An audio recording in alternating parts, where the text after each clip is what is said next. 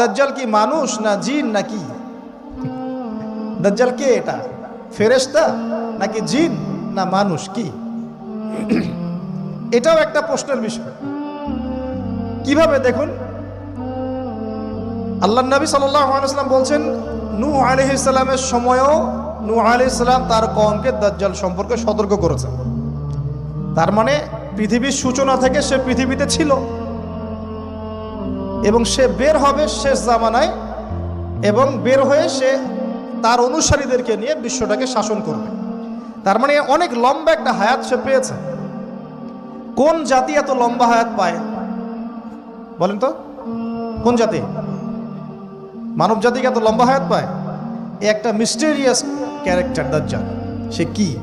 তারপরে দেখুন, নবী সাল্লাল্লাহু আলাইহি ওয়াসাল্লাম একটা হাদিসের মধ্যে বলেছেন যে তাকে ওই তামিম দারির ওই দ্বীপে বন্দী করে রাখা হয়েছে। আপনারা হাদিসটা জানেন? দ্বীপে বন্দী থাকা অবস্থায় তাকে সাহাবীরা দেখেছেন অনেক বিশাল আকৃতিতে, ঠিক আছে?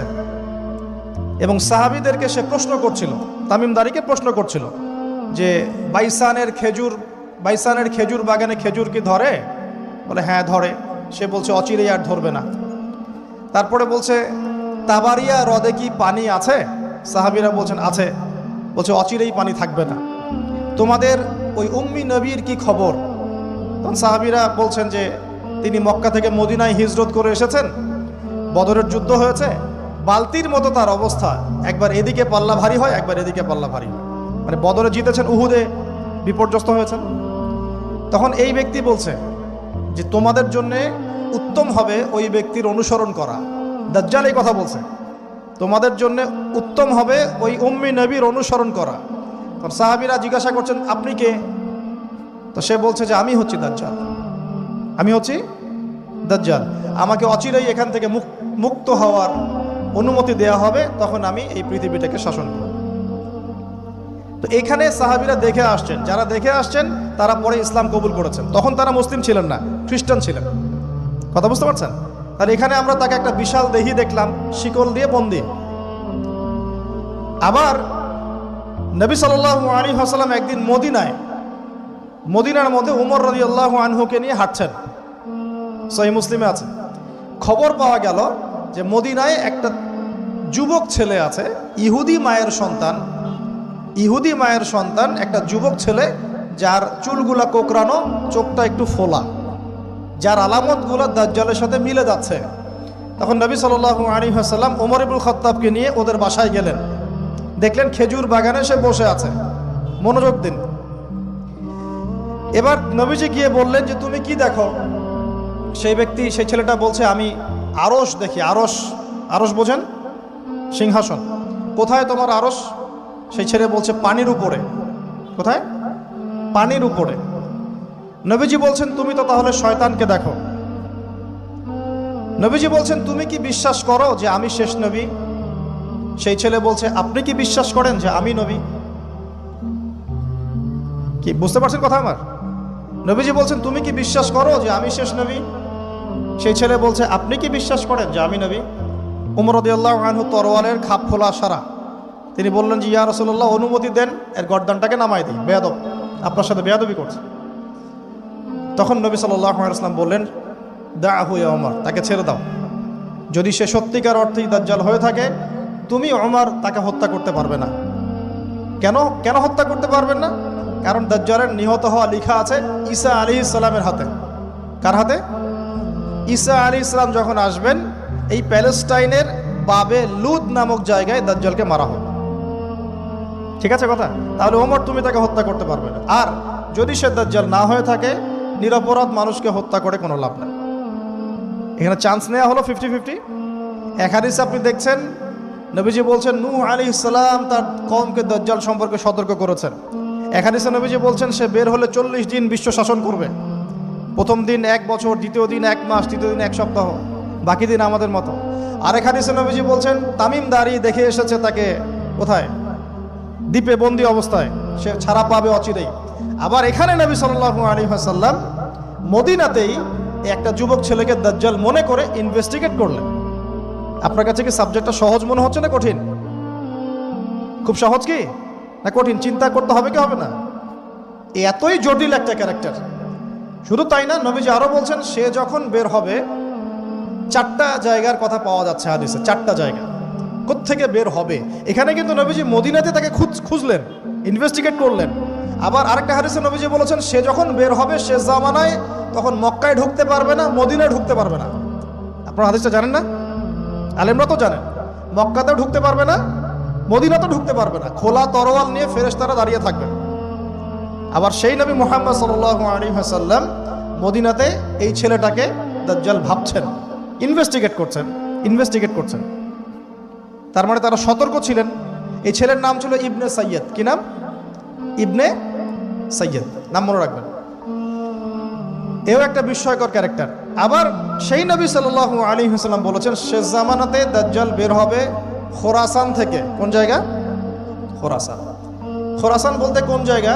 এটা মূলত এর হার্ট হচ্ছে আফগানিস্তান, এর পাশে যে বেলুচিস্তান, এই যে উজবেকিস্তান, ইরানের কিছু অংশ, এই পুরো জায়গাটা, শুধু একটা দেশ না, পুরো জায়গাটা এর হার্ট হচ্ছে আফগানিস্তান। খোরাসান থেকে বের হবে। আর এক হাদিসে নবীজি বলছেন সে ইস্পাহান থেকে বের হবে। কোন জায়গা? ইস্পাহান এখন ইরানে। ভৌগোলিক বিষয়ে যখন তখন চেঞ্জ হয়ে যায়, হয় কি না? আগে কি ইরাক ইরান এরকম পার্ট ছিল?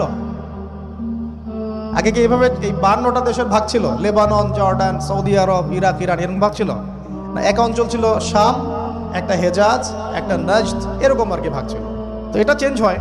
ওই হাদিসে আসছে ইস্পাহান থেকে একটাতে, আরেকটাতে আসছে ইরাক এবং শাম। শাম বলতে বোঝাচ্ছি এই পুরো প্যালেস্টাইন, লেবানন, জর্ডান, পুরো অঞ্চলটাই শাম। আর ইরাক তো আপনারা জানেন। ইরাক এবং শামের মাঝখানের একটা রাস্তা থেকে বের হবে। 3টা জায়গা। আরেকটা 4 নাম্বার খাল্লা নামে একটা জায়গা থেকে সে বের হবে। আর এই খাল্লা আপনি গুগলে সার্চ দিয়ে পাবেন না। গুগলের সাথেও দাজ্জালের অনুসারীদের একটা সম্পর্ক আছে, আপনার ফেসবুকের সাথেও আছে, প্রযুক্তিগুলোর সাথেও আছে, নিউক্লিয়ার ওয়েপন্সের সাথেও আছে, বর্তমান ব্যাংকিং সিস্টেমের সাথেও আছে, এবং বর্তমান গ্লোবাল পলিটিক্যাল অ্যাফেয়ার্সের সাথেও দাজ্জালের অনুসারীদের সরাসরি সম্পৃক্ততা আছে। আমি বলি নাই দাজ্জালের সম্পৃক্ততা আছে, দাজ্জালের অনুসারীদের সরাসরি সম্পৃক্ততা আছে। ওই যে 4টা জায়গার কথা বললাম, সে বের হবে ইত্যাদি ইত্যাদি। এবার সে মানুষের রূপ ধরে আমাদের সমাজে প্রবেশ করবে এবং তার অনুসারীদেরকে নিয়ে ম্যাসাকার করা শুরু করবে। কিন্তু মুসলিমদের মধ্যে একটা বাহিনী শেষ পর্যন্ত তার সাথে যুদ্ধ করতে থাকবে, শেষ পর্যন্ত। লা তুকাতিলুনা আল-ইয়াহুদ। এমনকি গাছের পিছনে ওরা লুকালেও আল্লাহ নবী বলছেন যে গাছ পাথর কথা বলবে আমার পিছনে আছে, এসো মেরে যাও। হতে হতে হতে হতে যখন মুসলিমরা একটু কোণঠাসা, আল্লাহ পাক পাঠাবেন আসমান থেকে ওই মাসিহকে, যে মাসিহকে তারা চিনতে পারে নাই। আর ওরা যাকে মাসিহ মনে করছে, তাহলে এই মাসিহটা কে? এ মিথ্যা মাসিহুদ দাজ্জাল। কথা বুঝতে পারছেন? তাহলে সবচেয়ে বড় প্রতারণার শিকার কারা হচ্ছে? এই ইহুদিরাই। এই বিশ্বের সবচেয়ে বড় প্রতারণার শিকার তারাই হচ্ছে।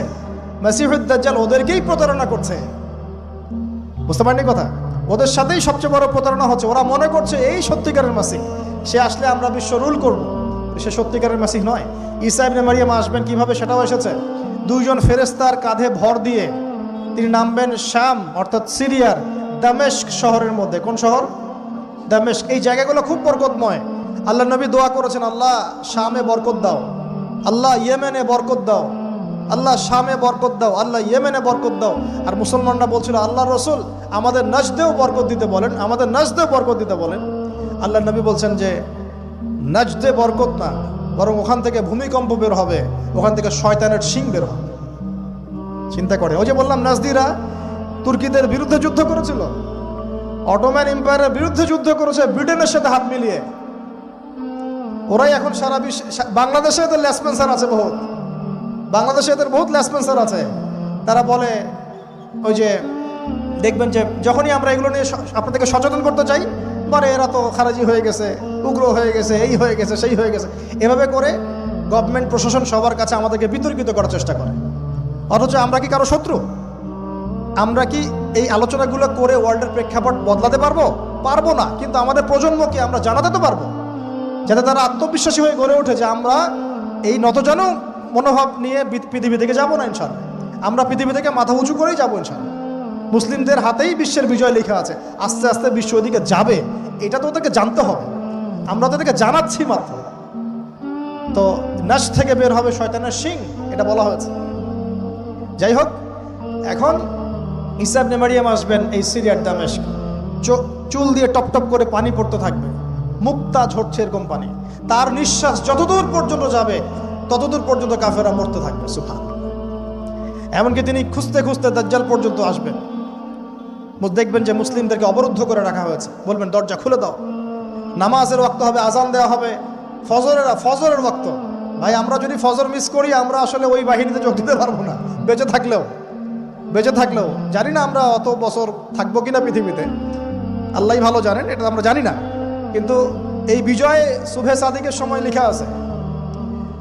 আজান হয়ে যাবে, ইমামুল মাহদি তাকে বলবেন ইমামতি করুন আপনি। ঈসা ইবনে মারিয়াম বলবেন না, এই উম্মতের জন্য ইমামতির অধিকার দেয়া হয়েছে। বলেন সুবহানাল্লাহ। তিনি ইমামতি করবেন না, বরং মুক্তাদি হবেন। দরজা খুলে দাও, নামাজ শেষে দরজা খুলে দেওয়া হবে। দাজ্জালকে খুঁজতে খুঁজতে খুঁজতে এই প্যালেস্টাইন, এই জেরুজালেমের বাবে লুদ নামক জায়গায় তিনি পৌঁছাবেন। সেখানে দেখবেন মাসিহুদ দাজ্জাল আছে। দাজ্জাল তাকে দেখার সাথে সাথেই লবণের মতো গলতে শুরু করবে। সেখানে তিনি তাকে হত্যা করবেন। একজন একজন করে এই সন্ত্রাসী যারা এখন এই নিরীহ মানুষদেরকে হত্যা করছে, এদেরকে হত্যা করা হবে একজন একজন করে, একজনকে ছাড়া হবে না। আমি জন্য বলছি, মন থেকে বলছি, এই যে একটা আমাদের বাচ্চা, আমার একটা বাচ্চার রক্তের প্রতিশোধ নেওয়া হবে ইনশাআল্লাহ। আমাদের একটা বোনের ইজ্জতের প্রতিশোধ নেওয়া হবে ইনশাআল্লাহ। একজন ভাইকে যে বুলেট ছোড়া হয়েছে এর প্রতিশোধ নেওয়া হবেই হবে ইনশাআল্লাহ। কে নেবেন? ওই যে বললাম, আপনি পারছেন না, আপনি হয়তো বলছেন, দোয়া করছেন, এতটুকু পর্যন্তই। ইনশাআল্লাহু তাআলা আল মাহদি আর ঈসা ইবনে মারিয়াম সেটা করে দেখাবেন। তারপরে সেখান থেকে তিনি ইসলামী খেলাফা রিস্টোর করবেন। 40 বছর তিনি পুরো বিশ্বকে শাসন করবেন। কত বছর? তখন অবস্থা এত সুখ সমৃদ্ধির হবে, একটা ডালিমের খোসার নিচে একটা পরিবার আশ্রয় নিতে পারবে। একটা ডালিম দেখেছেন কতটুকু? এটা বড় হবে, বড়, এর নিচে আপনি ঢুকতে পারবেন, এত বড় ফল হবে। উর্বর হবে মাটি, সবুজ শ্যামল, বৃষ্টিপাত বেশি হবে, এগুলো হতে থাকবে। এর মাঝখানে আবার ইয়াজুজ মাজুজ বের হবে। ইয়াজুজ মাজুজ বের হওয়ার পরে পৃথিবী ম্যাসাকার করবে। তারা এমনভাবে পৃথিবীতে ম্যাসাকার করবে যে ঈসা আলাইহিস সালাম এবং তার অনুসারীরা তুর পাহাড়ে গিয়ে লুকাবেন, আত্মগোপন করবেন, এবং তাবারিয়া হ্রদের পানি তারা খেয়ে ফেলবে। পরের দল এসে বলবে কোনো এক সময় মনে হয় এখানে পানি ছিল, মানে পানি সব খেয়ে সাবার করে ফেলবে। মানে বুঝতে পারছেন? ঈসা আলাইহিস সালাম দোয়া করবেন, আল্লাহ এই আযাব থেকে আমাদেরকে তুমি বাঁচাও।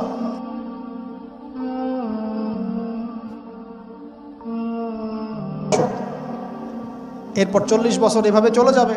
ঈসা আলাইহিস সালাম ইন্তেকাল হবে। তারপরে হাদিসে আসছে মানুষ আবারও খারাপ হওয়া শুরু করবে। এত খারাপ হবে, এত জঘন্য হবে যে আল্লাহ শব্দটা বলার মতো একটা মানুষ আর পৃথিবীতে থাকবে না। একটা মিষ্টি মৃদু একটা বাতাস আসবে, এই বাতাস মুমিনদের বগলের নিচ দিয়ে প্রবাহিত হবে, এবং যার অন্তরে 1 সরিষা দানা পরিমাণ ঈমান আছে, ওই বাতাসে তার জান কবজ হয়ে যাবে। বাকি থাকবে সব এই যে গরু, ছাগল, হাঁস মুরগির মতো মানুষ, গবাদি পশু। আল্লাহ বলার মতো মানুষ নাই, রাস্তা মরে মরে জেনা করবে। এটা আরো অনেক পরের কথা, অনেক পরের কথা। আমরা ওই যুগ দেখতেও চাই না, বাঁচতেও চাই না ওই যুগে, তাই না ভাই? আল্লাহ পাক বলছেন এরপরে, আল্লাহ রাসূল সাল্লাল্লাহু আলাইহি ওয়াসাল্লাম বলছেন এরপরে একদিন সকালে হঠাৎ করে দেখবে কেনা বেচা করতে করতে, কথা বলতে বলতে, পানি পান করতে করতে, খাবার খেতে খেতে এই যে পশ্চিম দিক থেকে সূর্য উঠে গেছে। তার মানে কি? ওই দিন কিয়ামত হয়ে যাবে, এবং এটা এত ফাস্ট হবে, এত দ্রুত হবে। আল্লাহ রাসূল সাল্লাল্লাহু আলাইহি ওয়াসাল্লাম বলেছেন যে কেউ বাসায় ফিরে যাবে, আহাল পরিবারের সাথে একটা দেখা করবে, এই সুযোগ পাবে না। একদম ইনস্ট্যান্ট ডেট ছাড়। একটা বজ্রনীনাদ, প্রচণ্ড মানে শব্দ, এটাতে বিকট একটা শব্দে পুরো মহাবিশ্ব তোলপাড় সৃষ্টি হয়ে যাবে, একদম শেষ। এই হলো সিঙ্গার প্রথম ফুক, শেষ, সব ডেট। এই যে আমাদের এত বাহাদুরি, এত কিছু সব শেষ। মানে পৃথিবী আস্তে আস্তে ওর শেষের দিকে যাচ্ছে। এগুলো ভাই বিশ্বাস করেন, পৃথিবীর সমস্ত সংগঠন, জালেম, কাফের, ফাসেক, মুশরিক, মুনাফিক যা আছে পৃথিবীতে, একত্রিত হয়েও এই সত্যটাকে কেউ টলাতে পারবে না। আমরা সারা মুসলমানরা মিলেও যদি এই সত্যটাকে টলাতে চাই, পারবো না। মানে আস্তে আস্তে আলটিমেট গোল এটাই পৃথিবীর।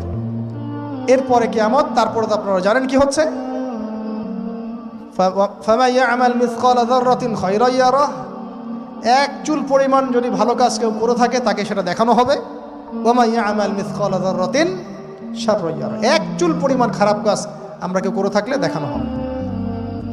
তবে যারা লা ইলাহা ইল্লাল্লাহ এই তাওহীদের উপর থাকবে, যত বড় গুনাহ করুক না কেন আল্লাহ মাফ করে দিবেন ইনশাআল্লাহ, ইনশাআল্লাহ। কারণ আমাদের জন্য নবী সাল্লাল্লাহু আলাইহি ওয়াসাল্লাম সুপারিশ করবেন। তাই বলে কি আমরা গুনাহ করতে থাকবো এখন? এটা নবী সাল্লাল্লাহু আলাইহি ওয়াসাল্লামের শান, তার মর্যাদা। আল্লাহ রাসূল সাল্লাল্লাহু আলাইহি ওয়াসাল্লাম এই কথা বলে গিয়েছেন যে কবিরা গুনাহগার মুসলমানদের জন্য আমি সুপারিশ করব।